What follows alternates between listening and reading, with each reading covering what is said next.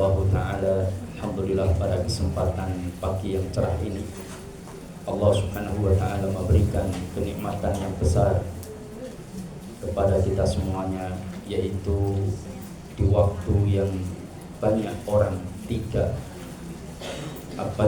yang disibukkan dengan urusan-urusan dunia, tetapi kita disibukkan dengan urusan agama kita, yaitu dengan duduk di majelis ilmu, meskipun dengan pelan-pelan, tapi insyaallah semakin mudah-mudahan mendekatkan dari persaudaraan kita masing-masing. Maka mudah-mudahan Allah Subhanahu wa Ta'ala memberikan rahmatnya kepada kita semuanya. Kita lanjutkan materi kita sampai majelis ke-20, betul ya? Betul atau tidak? Betul. Hari ini kita akan membahas tentang amal-amal yang dapat menurunkan rahmat Allah Subhanahu wa Ta'ala. Amal-amal yang dapat menurunkan rahmat Allah Subhanahu wa Ta'ala.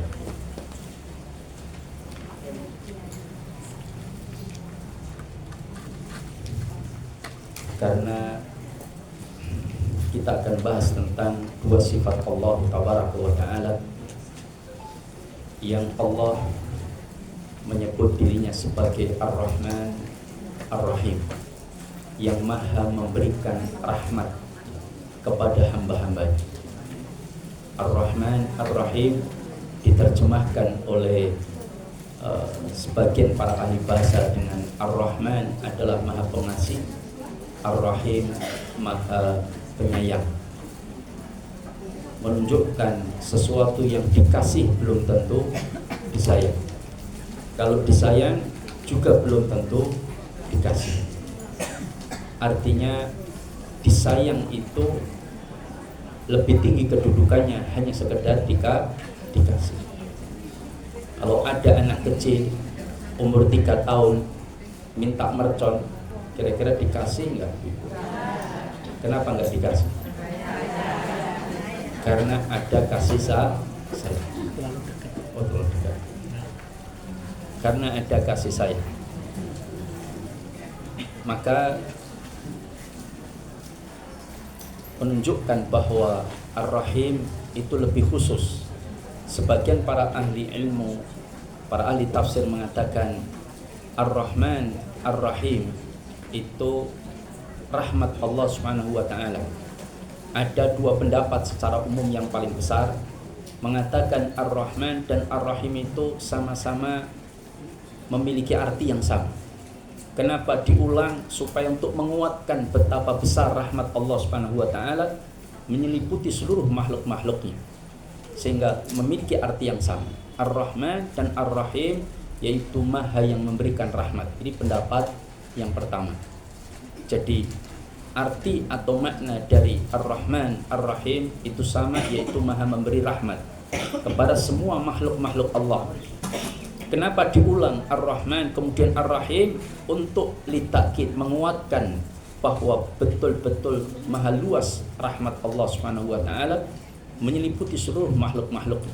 Baik dia muslim, baik dia hewan, baik dia non-muslim, semua mendapatkan rahmat Allah Subhanahu wa Ta'ala. Contohnya, orang non-muslim ketika kerja kaya enggak itu? Kaya. Padahal dia ingkar kepada Allah Subhanahu wa Ta'ala. Ini Allah masih memberikan rahmatnya kepada mereka. Ini pendapat pertama berkaitan dengan Ar-Rahman Ar-Rahim. Pendapat kedua, Ar-Rahman itu adalah rahmat Allah yang bersifat umum. Sedangkan Ar-Rahim rahmat Allah yang diberikan secara khusus, yaitu kepada orang-orang beriman, orang-orang mukmin, orang-orang beriman. Sedangkan Ar-Rahman itu secara luas atau umum. Allah memberikan rahmatnya kepada seluruh makhluknya, baik dia muslim maupun kafir, baik dia hewan maupun selain manusia. Maka itu karena Allah memiliki sifat Ar-Rahman yang maha memberikan rahmat kepada seluruh makhluk-makhluknya. Meskipun dia Fir'aun, Allah masih tetap berikan oksigen untuk dia hidupkan pada saat itu. Allah masih berikan kekuasaan. Tapi Allah kirimkan kepada Fir'aun 2 nabinya untuk agar Fir'aun itu kembali kepada Allah. Faqula lahu qawlan layyinan la'allahu yatadzakkara aw yakhsha. Fir'aun itu dinasihati atas perintah Allah, yaitu Nabi Musa dan Nabi Harun alaihi wassalam, yang memberikan nasihat dengan qawlan layyinan, dengan perkataan yang lemah lembut. Ini rahmat Allah Subhanahu wa taala yang Allah berikan kepada makhluknya meskipun sekelas Fir'aun sekalipun. Tetapi Ar-Rahim itu rahmat Allah yang Allah berikan hanya untuk orang-orang beriman. Karena seseorang yang dikasih belum tentu bisa. Nah, ini makna Ar-Rahman Ar-Rahim. Nah, kita sedang membahas tentang bagaimana amal apa yang harus kita lakukan supaya mendatangkan rahmat Allah Subhanahu wa ta'ala. Sebab kita ini meskipun beramal sebanyak mungkin, itu amal kita tidak mampu memasukkan kita ke dalam surganya Allah. Belum mampu. Andaikan sekali sholat dibayar berapa kira-kira? 1 juta ya? Sudah besar atau tidak? Sekali sholat 1 juta. Sudah atau belum? Sudah ya. Sekali sholat 1 juta, 5 kali sholat 5 juta. Misalkan ya, itu dikumpulkan sejak kemudian amal apapun langsung dibayar cash oleh Allah. Kira-kira beli kota Solo bisa nggak? Sholat kita misalkan dinilai rupiah, misalkan dibayar oleh seseorang kemudian dinilai rupiah, kemudian dikumpulkan untuk beli kota Solo bisa nggak? Apa iya Bu, semurah itu kota Solo? Mungkin belum mampu ya, tidak, apalagi Indonesia, apalagi dunia seisi bumi, apalagi membeli surga, itu enggak mampu. Artinya amal kita begitu kecil, tetapi kita masuk ke dalam surganya Allah itu karena rahmatnya Allah Subhanahu wa ta'ala. Nah, kita sedang mencari rahmat Allah Subhanahu wa ta'ala. Maka oleh karena itulah ini tentang memahamkan bagaimana Allah Subhanahu wa ta'ala memberikan kesempatan kepada hambanya untuk mendapatkan rahmat Allah dengan amalan-amalan yang disebutkan oleh Syekh Al-Qarni dalam beberapa riwayat hadis di dalam kitab Majalisus Shalihin yang akan kita bahas pada pagi hari ini. Pertama, secara umum kata para ulama, ini secara umum dulu ya, bahwa rahmat Allah itu akan diturunkan dengan sebab apa? Inna rahmatullah qaribum minal muhsinin. Sesungguhnya rahmat Allah itu dekat dengan orang-orang yang senantiasa berbuat baik. Maka secara intinya perbuatan baik apapun itu mendatangkan rahmat Allah Subhanahu wa ta'ala. Ketika seorang hamba menjadikan dirinya muhsin, orang yang senantiasa berbuat baik, di mana dia senantiasa merasa diawasi oleh Allah, dia merasa Allah selalu memantaunya sehingga dia senantiasa berbuat baik, maka itulah orang yang akan mendapatkan rahmat Allah Subhanahu wa ta'ala. Dan kata para ulama, yang menjauhkan dari rahmat Allah adalah semua perbuatan maksiat. Jadi semua perbuatan maksiat apapun itu menjauhkan dari rahmat Allah Subhanahu wa ta'ala. Semua perbuatan maksiat apapun, termasuk dalam ayat disebutkan bagaimana kemaksiatan itu akan menyempitkan rezeki kita. Kemaksiatan akan menyempitkan rezeki kita. Artinya rezeki itu bagian dari rahmat Allah. Maka berarti semua kemaksiatan menjauhkan dari rahmat Allah, dan semua amal-amal soleh kebaikan itu mendekatkan kepada rahmat Allah Subhanahu wa ta'ala. Nah, di sini ada beberapa amal yang disebutkan oleh beliau pengarang kitab ini yang mendatangkan rahmat Allah Subhanahu wa ta'ala. Yang pertama yaitu tawakal. Tawakal. Tawakal itu akan mendatangkan rahmat Allah Subhanahu wa taala. Dalam hadis disebutkan, pakai kacamata dulu ya.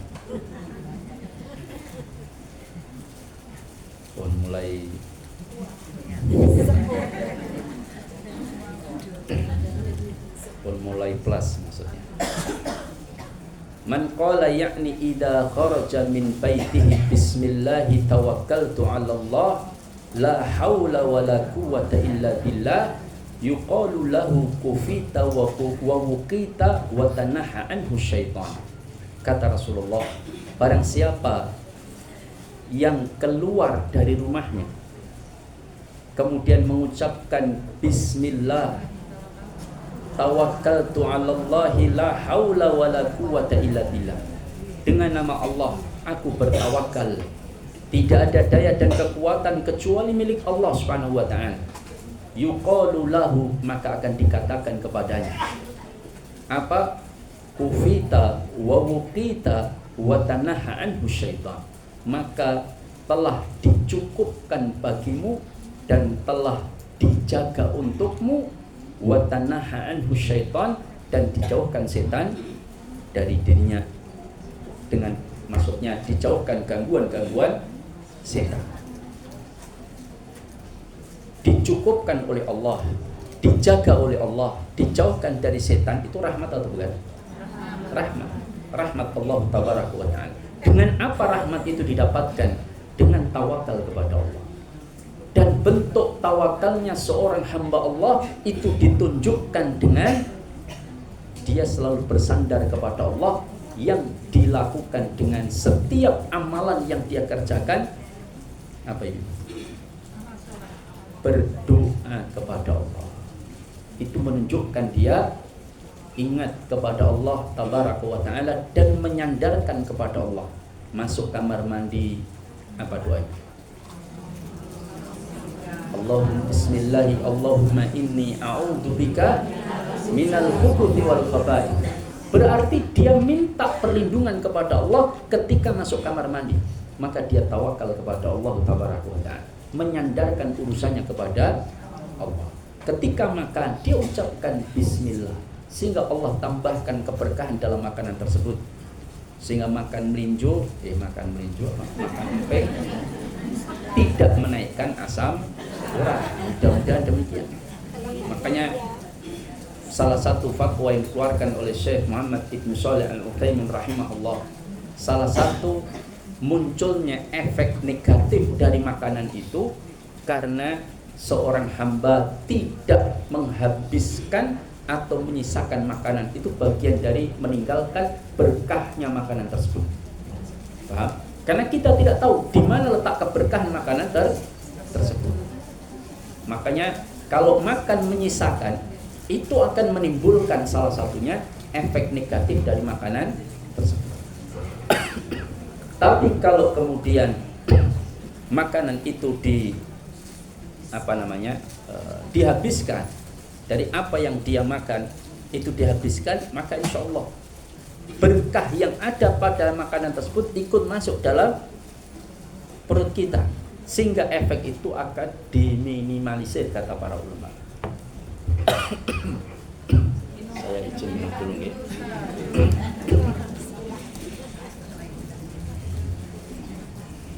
Jenengan juga dapat minum kan Ibu? Iya.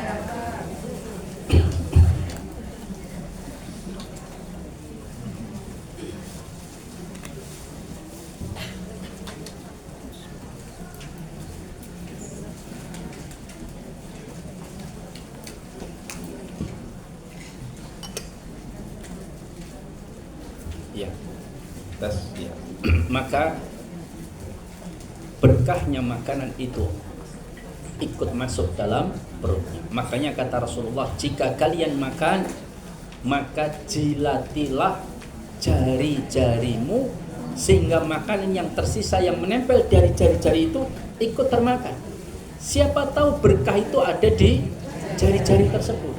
Kalau enggak dijilati, ya minta untuk dijilati. Betul itu. Hadisnya demikian. Kalau engkau selesai makan, maka jilatilah jari-jarimu atau minta dijilati jari, tapi ya tidak sama bakul pecelnya. Tetapi suaminya misalkan, kalau jenengan ya mas, tolong jilati mas. Jadi suaminya mau menjilati, kok cangkengnya oke banget deh, nggak jadi misalkan. Nah maka ini berkahnya makanan. Ustadz, berarti kalau saya makan empeng dihabiskan Ustadz?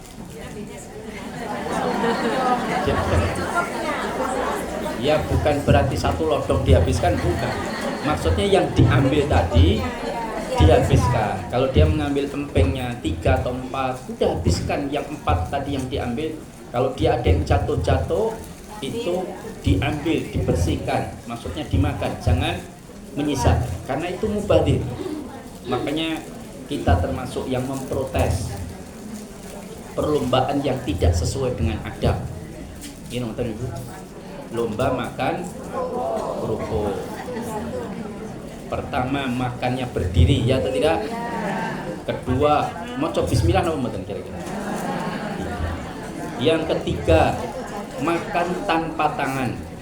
Karena Rasulullah mengatakan qul sambillah wa qul biyaminik wa qul mimma yalik. Makanlah dengan membaca bismillah, makanlah dengan tangan kananmu, dan makanlah yang paling dekat denganmu. Makan dengan tangan kanan itu caranya seorang muslim. Sedangkan makan pakai tangan kiri caranya setan. Sedangkan makan tanpa tangan caranya wedus. Pernah lihat wedus makan? Pernah kan? Tanpa tangan. Makanya lebih parah daripada setan. Ini malah anak-anak kita diajari makan. Tapi kan ini dalam rangka perlombaan Ustaz. Ya kalau jenengan bisa menunjukkan hadisnya bahwa makanlah dengan tangan kananmu, kecuali jika berlomba tidak mengapa, ada hadisnya saya berikan. Kalau nggak ada hadisnya, nggak ada taksis, maka sudah, makanlah setiap makan dengan tangan kanan. Nah, ini contoh bagaimana berkahnya makanan tersebut itu agar menghilangkan atau meminimalisir efek negatif dari makanan tersebut. Nah, maka doa ini bagian dari tawakal kita kepada Allah. Maka kalau kita ingin dapatkan rahmat Allah berupa penjagaan, berupa kecukupan, berupa dijauhkan dari gangguan setan, dan semua itu adalah rahmat Allah, maka berdoalah kepada Allah. Salah satunya ketika keluar dari rumah kita bertawakal kepada Allah. Bismillahirrahmanirrahim. Tawakkaltu la haula wala quwwata illa billah. Siapa yang tadi belum berdoa keluar? Insyaallah sudah, alhamdulillah. Nah, maka ini bagian dari upaya untuk mendapatkan rahmat Allah dengan bertawakal, dan doa itu semua bagian dari bentuk upaya tawakal kita kepada Allah, menyandarkan urusan kita kepada Allah. At-tawakkal huwa tafidul amri ba'da juhdin wa ikhtiyarin wa kifain. Kita berusaha untuk mencari keselamatan dalam perjalanan, tapi ketika kita naik kendaraan kita berdoa kepada Allah. Itu merupakan bagian dari bentuk penyandaran kita kepada Allah Tabaraka wa Ta'ala. Kemudian yang kedua, apa yang akan mengundang rahmat Allah Subhanahu wa Ta'ala? Di sini disebutkan oleh Rasulullah SAW, qaribu wasaddidu. Lupa ini. Qaribu wasaddidu wa'lamu annahu lan yanju ahadun minkum bi'amalihi. Qalu ya Rasulullah wala anta qala wala ana illa ayyataghammadani Allahu birahmatin minhu wa fadl. Maka Rasulullah SAW menjelaskan tentang bagaimana upaya mendapatkan rahmat Allah, yaitu saling mendekatkan diri kita di antara kita dan saling meluruskan. Maksudnya saling tawasau bil haq wa tawasau bis sabr. Saling memberikan nasihat di antara kita, saling meluruskan, saling mengingatkan. Maka karena kata Rasulullah, wa'lamu, ketahuilah, qaribu wasaddidu, dekatkanlah diri kalian, saling mendekat, wasaddidu, dan luruskanlah, saling meluruskan. Maksudnya adalah saling mengingatkan, saling menasihati. Wa'lamu, ketahuilah, annahu, sesungguhnya tidak ada, la yanju ahadun, tidak ada seorang pun yang selamat, najah, apa, untuk menuju kepada surga, minkum, di antara kalian, bi amalihi, dengan amalnya. Artinya tidak ada seorang pun yang selamat menuju surga dengan amalnya, itu enggak ada. Dia tidak akan mungkin dengan amalnya saja dia selamat, enggak bisa. Qalu, mereka berkata, ya Rasulullah, wala anta, wahai Rasulullah, begitu juga dengan engkau ya Rasulullah, engkau pun juga tidak selamat dengan amal jika bergantung pada amalmu saja ya Rasulullah. Qala wala ana, iya, demikian pula aku, illa ayyataghammadiyallah birahmatin minhu wa fadl. Maka kata Rasulullah, ya begitu pula saya, kata Rasulullah, tetapi Allah mencurahkan rahmatnya dan anugerahnya kepadaku sehingga aku selamat dari selamat untuk menuju surganya Allah tabaraka wa ta'ala, selamat dari nerakanya Allah. Maka dengan rahmat Allah, termasuk sholat kita, ibadah kita itu tidak mampu memasukkan kita ke dalam surga. Semua itu karena rahmat Allah. Andaikan ada bayi cengar lahir langsung tahajud dia misalkan ya, tahajud, sholat terus dia, puasa siang malam misalkan, itu nggak akan mampu memasukkan dia ke dalam surga. Nggak cukup, amalnya itu nggak sepadan dengan kenikmatan surga yang luar biasa. Kenikmatan surga yang sangat luar biasa. Kotak cemeti, kalau di surga itu ada kotak cemeti. Kalau kita ya kotak cepuk perhiasan, atau dengan punya alat-alat kosmetik itu kan ada kotaknya. Nah, kotaknya itu saja di surga itu lebih baik dari dunia seisinya. Andaikan dunia itu lebih berharga andaikan dunia ini berharga dalam pandangan Allah, maka niscaya orang kafir tidak akan mendapatkan bagian.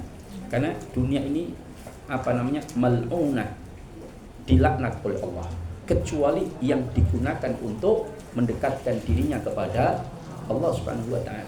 Maka dunia inti rendah, maka disebut ad-dunya, itu juga dari kata dana, itu artinya rendah.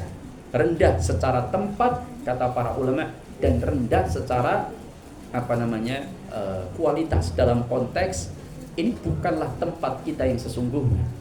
Dunia ini adalah tempat ujian kita. Siapa yang selamat dari dunia dalam konteks tidak tertipu daya olehnya, maka insya Allah dia akan selamat menuju surganya Allah. Kata Rasulullah ketika melihat nyamuk, tahu nyamuk ya? Andaikan dunia itu lebih berharga dari sayap nyamuk ini, ya, paham? Artinya andaikan sayap nyamuk itu kira-kira berharga nggak? Sayap nyamuk, bukan nyamuknya, sayapnya saja, itu sangat tidak berharga. Begitulah dunia dalam pandangan Allah, itu sama sekali tidak berharga. Makanya andaikan dunia ini ada nilai di sisi Allah, maka tentunya orang-orang kafir itu tidak akan diberikan dunia, bagian dari dunia ini.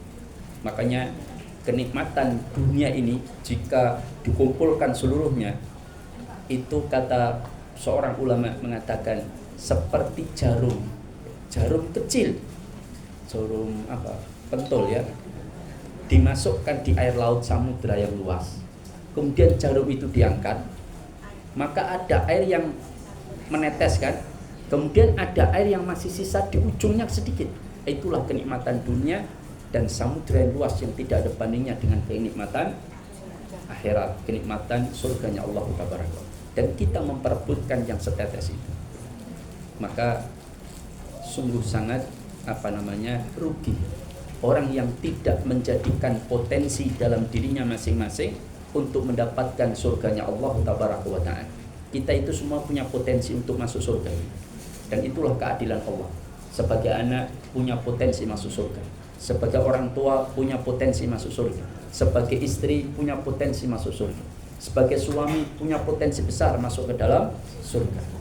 Dan setiap peran masing-masing bisa menghantarkan dia ke surga dan bisa menghantarkan dia pula ke neraka. Ketika jenengan sebagai istri memberikan hak-hak suami dengan benar, mengerjakan tugas-tugasnya dengan benar, maka seluruh pahala yang dilakukan oleh para lelaki, baik sholat Jumat, baik sholat berjamaah, baik berjihad, baik iktikaf maupun mengantar jenazah, semua jenazah akan mendapatkan juga, selama tugas-tugas menjadi seorang istri, memenuhi hak-hak suami itu dikerjakan dengan benar, penuh kesabaran, meskipun bojone galak maka sabar. Bojone galak mungkin, maka kita upayakan. Itu potensi besar. Sampai Rasulullah mengatakan, ketahuilah, kuberitahukan kalian wanita surga yang masih ada di dunia. Apa ciri-ciri mereka? Yaitu apabila mendapati suaminya marah, dia letakkan tangannya di atas kepalanya dan dia meminta maaf terlebih dahulu. Ketika suaminya marah, dia tidak peduli siapa yang salah, dirinya atau suaminya. Maka ketika mendapati suaminya marah, maka dia minta maaf terlebih dahulu. Itulah ciri penduduk surga yang masih hidup di dunia. Jangan gitu nopo. Kadang-kadang kalau tengkar suruh minta maaf dulu, apa yang terjadi? Rasuti. Ngapain minta maaf ya? Dan sing salah kono ben kan itu kan. Maka itu yang kadang-kadang berat. Nah, potensi anak pun juga mendapatkan, pintu surga juga besar. Kita tahu seperti Uwais Al-Qarni, itu sahabat atau bukan? Uwais bukan, dia tabi'in besar. Kenapa dia bukan sahabat padahal hidup di masa Rasulullah? Karena belum pernah ketemu dengan Rasulullah. Kalau definisi sahabat itu pernah bertemu dengan, meskipun beliau pernah mencari Rasulullah tapi nggak ketemu. Ketika datang dari Yaman bertemu Rasulullah, ternyata Rasulullah sedang berperang. Maka beliau ingat pesan ibunya, segera pulang, maka beliau pulang. Kalau kita nanggung, ya tidak, sudah perjalanan jauh, masa langsung pulang, rugi. Ben ibu nanti nunggu sebentar, sebulan lagi kan gitu kan. Ya. Itu tidak dengan Uwais. Datang tidak ada Rasulullah, beliau kembali lagi. Ingat pesan ibunya. Kerinduan menemui Rasulullah belum terobati, tetapi Allah memberikan kemuliaan kepada Uwais lantaran menjadi anak yang birrul walidain, sekelas Umar ibnul Khattab dan Ali ibnu Abi Thalib. Keduanya radhiyallahu taala anhuma diperintahkan oleh Rasulullah, jika kalian berdua sempat singgah ke negeri Murad, di negeri Yaman itu, temuilah, carilah pemuda bernama Uwais Al-Qarni, mintalah diistighfarkan. Lu kurang apa Umar bin Khattab? Kedudukannya manusia terbaik setelah Abu Bakar As-Siddiq radhiyallahu taala anhu. Kemudian dia adalah seorang sahabat yang banyak memiliki karomah. Ya. Ini Abu Umar ibn Khattab dijuluki Al-Faruq, masih diperintahkan Rasulullah untuk minta diistighfarkan Uwais Al-Qarni. Padahal Uwais tidak pernah ikut berperang bersama Rasulullah, tidak pernah ikut berjuang bersama Rasulullah, tidak mensedekahkan hartanya kepada Rasulullah, tidak duduk di majelis ilmunya Rasulullah, tapi begitu dekat surga kepadanya. Apa? Allah berikan kedudukan mulia kepada Uwais sampai sekelas Umar diperintahkan Rasulullah untuk minta diistighfarkan. Maka inilah potensi surga masing-masing di antara kita. Semua punya potensi. Jadi orang kaya punya potensi masuk surga. Jadi orang miskin punya potensi masuk surga. Maka dengan syukur dan sabarnya, itulah yang kemudian bagaimana kita memaksimalkan potensi itu. Maka salah satu mendatangkan rahmat Allah adalah qoribu wasaddidu. Dekatkanlah diri di antara kalian dan saling meluruskan di antara kalian, saling menasihati di antara kita. Insyaallah Allah akan mendatangkan rahmat, akan memberikan rahmat Allah Subhanahu wa taala. Dalam Al-Qur'an disebutkan, innamal mu'minuna ikhwah fa aslihu baina akhwaykum wattaqullaha la'allakum turhamun. Sesungguhnya seorang mukmin itu ikhwah, bersaudara. Maka kalau terjadi perselisihan, maka tabayunkanlah di antara keduanya. Jangan kemudian mengeluarkan statement sana, mengeluarkan statement ini, tapi tidak ada tabayunkan di antara keduanya. Ketemu dulu kan begitu. Data atau apapun silap jenengan punya data, tapi bertemu itu adalah sebuah kebaikan, agar betul-betul meyakinkan apakah betul atau tidak dugaan-dugaan itu. Maka itu yang kemudian Allah perintahkan fa aslihu baina akhwaikum wattaqullah, bertakwalah kepada Allah, la'allakum turhamun, agar kalian itu mendapatkan rahmat Allah Subhanahu wa taala. Nah, jamaah dimuliakan Allah, ini tentang bagaimana cara mendatangkan rahmat Allah, yaitu saling menasihati di antara kita. Kalau kita punya saudara atau kita punya tetangga yang kemudian melanggar dari aturan-aturan syariat, Mas, lomba makan kerupuk itu nggak bagus misalnya, ya kita nasihati mereka agar tidak lomba makan kerupuk. Lomba saja tadarus Al-Quran, lomba tilawatul Quran, lomba memanah atau lomba berenang, silakan. Maka ini adalah bagian dari nasihat. Ini ada tukar kado kan, misalkan ya di 17 kan bisa biasa terjadi kan, tukar kado di antara warga. Warga disuruh bungkus kado semuanya, lalu sampai di malam tirakatan dikumpulkan, kemudian diundi. Kalau ada yang dapat, ada yang tidak, maka masuknya judi. Tapi kalau semua dapat hanya dipertukarkan, maka masuknya gharar, dua-duanya dilarang. Kenapa? Karena di situ terjadi pertukaran, yang pertukaran itu masuk kategori jual beli. Kalau jual beli syaratnya tidak boleh mengandung jahalah, ketidakjelasan. Harus jelas, barangnya harus jelas. Karena jual beli dengan hadiah itu berbeda. Kalau atiyah, pemberian, contohnya hibah atau hadiah, itu adalah daf'u ainin ila sakhsin bila iwat, menyerahkan sesuatu kepada seseorang tanpa pengganti.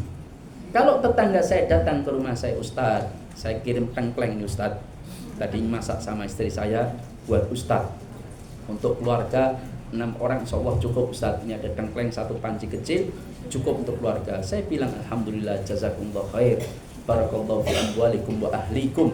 Maka saya doakan, habis itu selesai, oh ya Ustaz, jangan masuk rumah dulu Ustaz. Kenapa?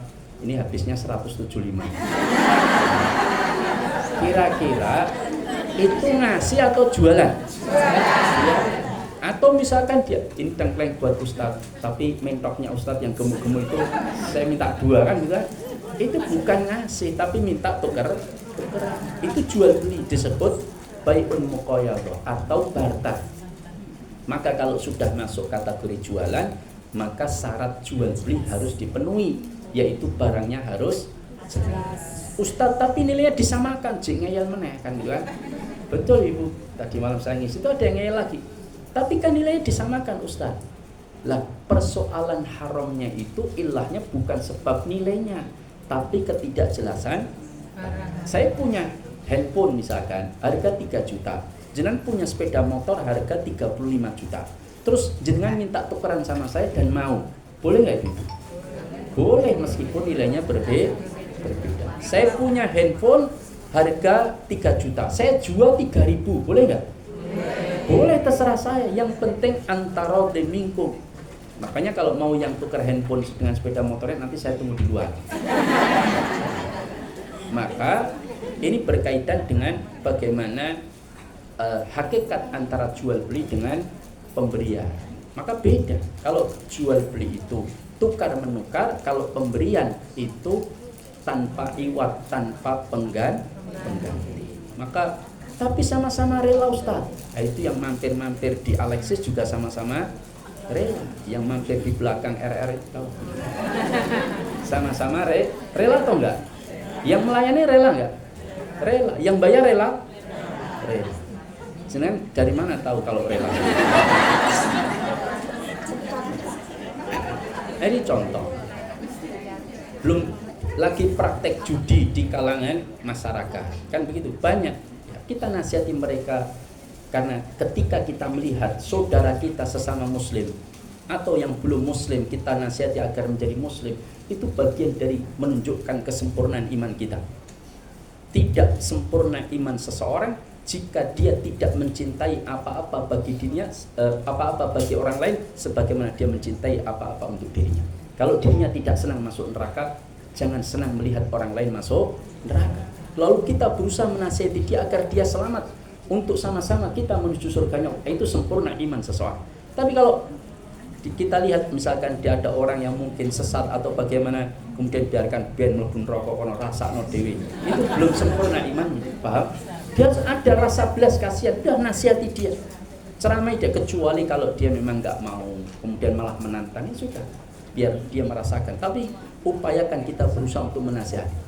Fir'aun saja yang sebejat itu, Allah masih kirimkan dua nabinya dengan nasihat qaulan layyinan la'allahu yatadzakkar aw yakhsha. Itu menunjukkan bagaimana kita berusaha untuk sama-sama mengajak saudara kita untuk menuju surganya Allah dengan selamat. Praktek judi dengan jalan sehat misalkan, di mana hadiah door prize dari iuran para peserta, itu juga termasuk judi. Tapi kalau dari sponsor maka tidak mengapa. Makanya saya tidak heran kalau Jawa Tengah ini menempati ranking ketiga judi online terbesar di Indonesia. Jawa Tengah. Nomor pertama Jawa Barat, kita kalah ibu-ibu dengan Jawa Barat. Nomor 2 DKI Jakarta. Nomor 3 Jawa Tengah. Nomor 4 Jawa Timur. Kita menang dari Jawa Timur dalam hal judi. Kadang-kadang masih banyak ibu-ibu yang berjudi, ada nggak? Banyak ibu-ibu. Saya dapatkan di mana, di PKK. Silahkan dicek. PKK itu ada yang modelnya begini. Semua orang iuran 2.000. Waktu itu yang saya dapatkan iuran 2.000. Saya nggak tahu kalau sekarang mungkin naik. Lalu dibelikan door prize. Door prize itu 5 paket sembako misalkan. Dari 100 orang berarti 200.000. Diberikan 5 paket sembako. Lalu diundi di antara mereka. Apakah bergiliran? Tidak. Ada yang sering dapat, ada yang nggak pernah dapat. Itu judi. Itu judi murni, tidak boleh. Itu termasuk judi. Ada pula yang modelnya sponsor. Ya. Tidak semua orang ngasih hadiah sponsor, lalu ditaruh di depan, terus oleh panitianya dijual. Paham? Kalau mau dapat hadiah, beli giriknya, beli kuponnya senilai 2.000. Nah, nanti kalau dia beli banyak 10 misalkan 20.000, dibuka ternyata dapat 1 tok, harganya 5.000, rugi dia. Itu juga termasuk judi. Ini tidak boleh. Maka jangan berjudi, karena menang itu awal kekalahan.